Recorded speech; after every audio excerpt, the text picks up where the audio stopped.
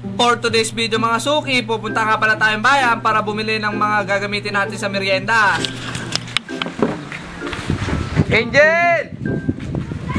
Bilisan mo, yan na ulan!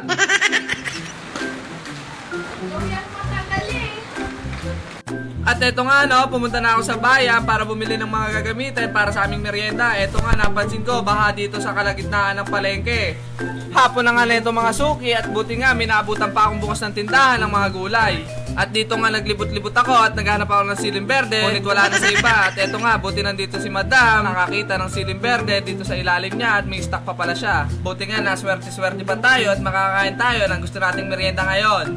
Dito nga namili na ako ng siling berde na malalaki para sa gagamitin kong merienda. Dito nga 30 piraso lang ang aking kinuha, di ko nga alam kung kakasya sa amin dahil marami kami kakain neto at baka magustuhan nila. Bahala na nga si Batman kung maubos to, basta matikman ko lang ang ginawa kong merienda. Dito nga bumili na rin ako ng lumpia wrapper para sa pambalot sa sili at keso. Shoutout nga pala kay madam na lagi nakangiti sa mga customer niya. Sheesh! At dito nga tinimbang na ang sili para mabayaran ko na rin at para mauwi ko na ang malalaking sili na ito. At ito nga binayaran ko na para maghanap naman ng keso at makabili. So yun ang mga suki, keso naman ang hahanapin natin.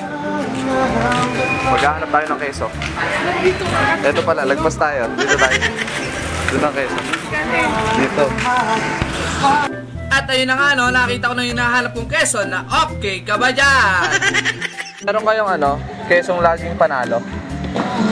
Yung okay. Magkano? May malaki ba yan? Di ba may malaki yan? Magkano yung malaki? 135. Yung maliit magkano? Saka mantika. Yung bote. Din lang. Diyos ko po yun ang gastos pala. At yun na nga mga suki, nabili ko na lahat ng ingredients na aming gagamitin. Kaya sisimulan ko na ang paggawa ng aming merienda. Let's go!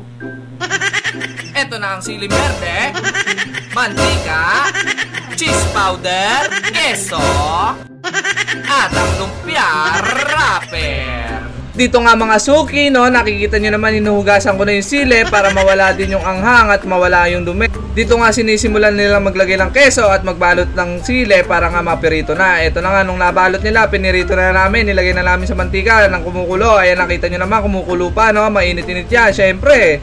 Ano ba yan? Ano lang pinagsasabi ko mga suki? Ito na nga mga suki, malapit nang maluto itong niluluto namin. Kaya ito na yung finished product niya. Sheesh!